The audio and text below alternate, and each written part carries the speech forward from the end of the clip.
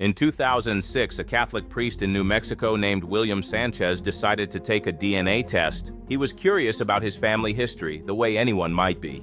Nothing more than that. When the results came back, the testing company called him directly. The man on the phone said, "Did you know you were Jewish?" Sanchez had no idea what the man was talking about. He was a Catholic priest. He had been Catholic his entire life. His family had been Catholic for centuries. But the DNA did not lie. Sanchez carried the Cohen modal haplotype, a genetic marker found almost exclusively in men of the Jewish priestly lineage, the Kohanim, direct descendants of Aaron, the brother of Moses. A Catholic priest from New Mexico serving communion every Sunday was carrying the DNA of the Jewish high priesthood in his veins. When Sanchez expanded the testing project to his relatives and his parishioners, the results were staggering. Of the 78 people tested, 30 were positive for the same priestly marker. 30 out of 78 in a Catholic church in Albuquerque, New Mexico. This is not an isolated story. A landmark genetic study published in Nature Communications tested 6,589 people across 5 Latin American countries, Brazil, Chile, Colombia, Mexico, and Peru, and found that roughly a quarter of them carried DNA markers consistent with Sephardic Jewish ancestry, 1 in 4, across 5 countries, in populations that are overwhelmingly Catholic and have no conscious connection to Judaism whatsoever. The question is how? And the answer takes you back over 500 years to one of the largest forced conversions in human history. If you find these stories fascinating, make sure you subscribe to Bloodlines and Borders. In 1492, the Spanish monarchs Ferdinand and Isabella issued the Alhambra Decree, ordering every Jew in Spain to convert to Catholicism or leave the country within 4 months. This was not a small population. By some estimates, as many as 800,000 Jews lived in Spain at the height of the medieval period. They had been there for over 1,000 years, longer than most of the Christian kingdoms that now expelled them. They had built communities, produced scholars, served as physicians, diplomats, and advisors to the crown. And in 4 months, all of that was over. Some Jews left. Roughly 80,000 chose exile, scattering across the Mediterranean to North Africa, the Ottoman Empire, Italy, and the Netherlands. But the majority, somewhere between 300,000 and 500,000, chose to convert. They were baptized, took Christian names, attended Mass, and publicly abandoned the faith their families had practiced for generations. The Spanish called them Conversos. The less polite term was Marranos, a word whose exact origin is debated but which many scholars believe derives from the Spanish word for swine. In Portugal, the situation was even more brutal. King Manuel I issued his own expulsion order in 1497, but instead of giving Jews the option to leave, he forced the entire Jewish population to convert en masse. There was no real choice.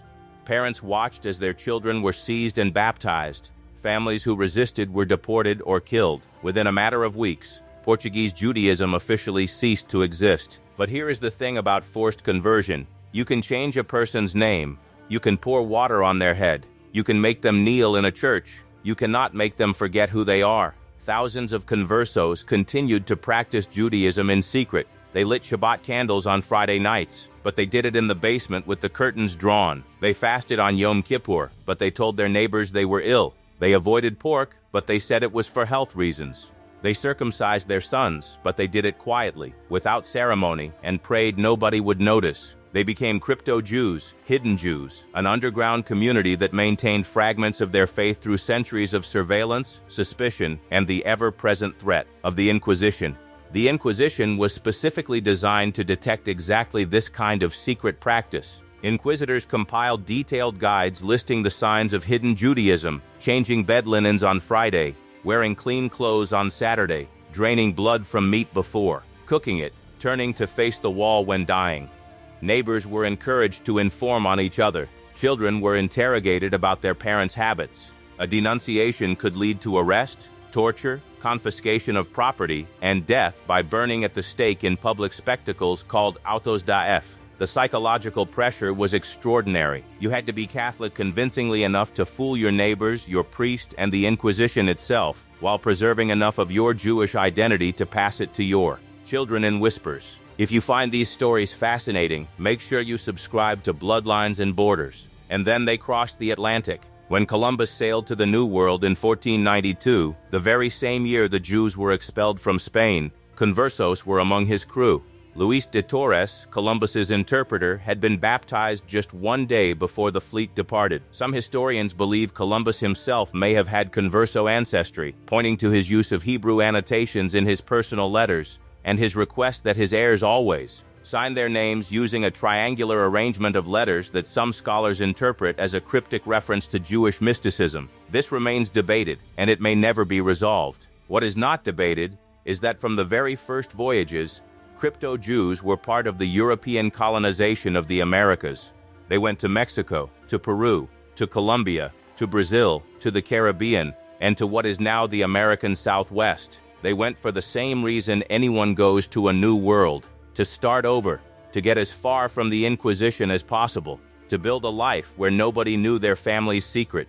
But the Inquisition followed them. The Spanish and Portuguese colonial authorities established branches of the Inquisition in Mexico City in 1571, Lima in 1570, and Cartagena in 1610, and crypto-Jews were among the primary targets. The records of the Mexican Inquisition contain detailed accounts of Converso families arrested for Judaizing, for lighting candles on Friday, for refusing to eat pork, for washing the bodies of the dead in a manner consistent with Jewish burial practice. One of the most famous cases was that of Luis de Carvajal the Younger, a crypto-Jew in 16th century Mexico, who was arrested, tortured, and burned at the stake in 1596 along with his mother, 3 sisters, and other family members. His memoir, written in secret while imprisoned, is one of the most extraordinary documents of the colonial era.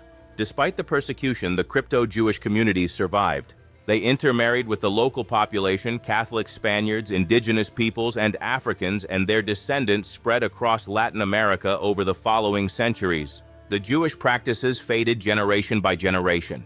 The language was lost. The prayers were forgotten, but fragments survived. Small, unexplained family traditions that were passed down without context, without understanding, and without anyone realizing that they were the last traces of a Jewish identity that had been buried for 500 years. The stories that have emerged in the last few decades are remarkable. In Antioquia, Colombia, a province known for its entrepreneurial culture and its unusual tradition of large families, DNA studies have found elevated levels of Sephardi ancestry. In northeastern Brazil, communities in Recife and beyond trace their roots to Conversos who arrived with the Portuguese colonizers. In Jamaica, an estimated 424,000 people are descended from Sephardic Jewish immigrants, and by 1720, 18% of the capital Kingston's population was Jewish. In Belmonte, Portugal, an isolated mountain village, an entire community of crypto-Jews was discovered in the 1920s, still practicing rituals they could no longer explain 500 years after the forced conversion.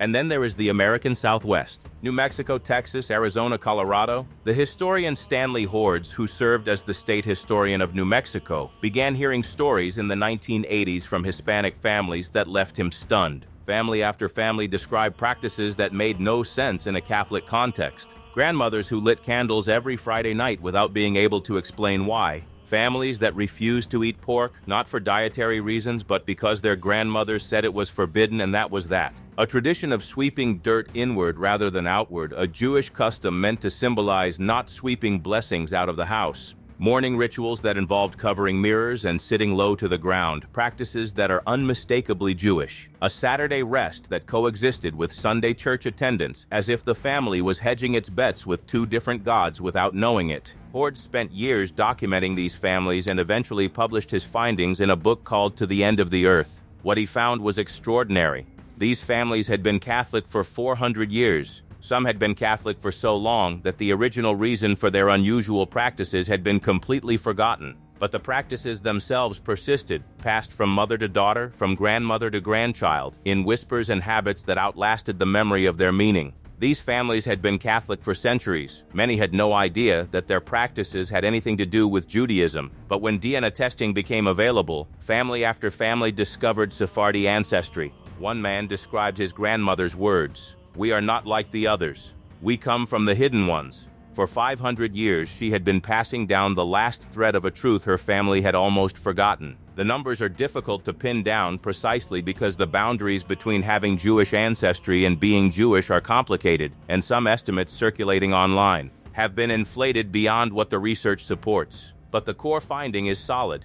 A significant minority of Latin Americans carry detectable Sephardic Jewish DNA, a legacy of the Conversos who crossed the Atlantic 5 centuries ago and whose descendants intermarried with the broader population over dozens of generations. Researchers estimate that as many as 200 million people globally may carry what they call significant Jewish ancestry, meaning at least 5% Sephardic DNA. The overwhelming majority of these people are in Latin America. They are Catholic. They speak Spanish or Portuguese. They have no connection to organized Judaism, and most of them have no idea that the DNA of medieval Spanish Jews is written into their genetic code. In 2018, U.S. Congresswoman Alexandria Ocasio-Cortez announced at a Hanukkah candle lighting ceremony that her family has Sephardic Jewish ancestry tracing back to Puerto Rico and the Spanish Inquisition. The announcement made international headlines, but the reaction from genealogists was essentially a shrug. Of course she does. Anyone with deep roots in the Spanish-speaking Caribbean has a meaningful probability of carrying Converso DNA. Ocasio-Cortez is not unique. She is simply one of the few people with this ancestry who said it out loud on a stage with cameras pointed at her. What does all of this mean? It depends on who you ask. For some people, the discovery of crypto-Jewish ancestry is a curiosity, an interesting footnote in their family history. For others, it is a revelation that reshapes their entire understanding of who they are. Some have formally converted to Judaism, or more accurately, returned to it. In communities across Latin America and the American Southwest, a growing movement of B'nai Anusim, the Hebrew term for descendants of those forced to convert, is actively reclaiming Jewish identity and practice. Organizations like Reconnector in Israel and the American Sephardi Federation are issuing certificates of Sephardic ancestry to help people document their lineage. For the Jewish world, the crypto-Jewish story raises questions that go to the heart of what Jewish identity means. If your ancestor was a Jew who was forced at sword point to become Catholic 500 years ago, are you still Jewish? Jewish law says no, not unless your mother was Jewish and the chain of maternal descent was never broken. But the DNA says the ancestry is real. The traditions say the memory survived, and the families say the silence was never a choice. It was survival. The crypto-Jewish story is not a footnote in Jewish history. It is one of the largest and most consequential chapters of the entire Jewish experience. Hundreds of thousands of Jews were swallowed by the Catholic world, their identities erased, their descendants scattered across 2 continents. And yet, 500 years later, the traces remain. In the Dinah, in the Friday night candles, in the grandmothers who whispered "we are not like the others" to children who did not yet understand what they meant. If you carry this ancestry, your family did not abandon their faith. They buried it to survive. And after 500 years underground, it is finally coming back into the light. The next time someone tells you that Jewish history is a European story or that Jewish identity belongs to one group of people who look one particular way, remember this. There are grandmothers in New Mexico who light Friday night candles without knowing why. There are families in Colombia whose DNA carries the signature of medieval Toledo. There are Catholic priests in Albuquerque who carry the genetic marker of the Jewish high priesthood. The Jewish story did not end at the borders of Europe. It crossed the Atlantic in the holds of Spanish galleons, buried itself in the soil of 2 continents, and waited 500 years to be found. And it is being found. Right now, one DNA test at a time. If you find these stories fascinating, make sure you subscribe to Bloodlines and Borders. Thank you for watching. If you want to go deeper, the next video on your screen is one you won't want to miss. I'll see you there.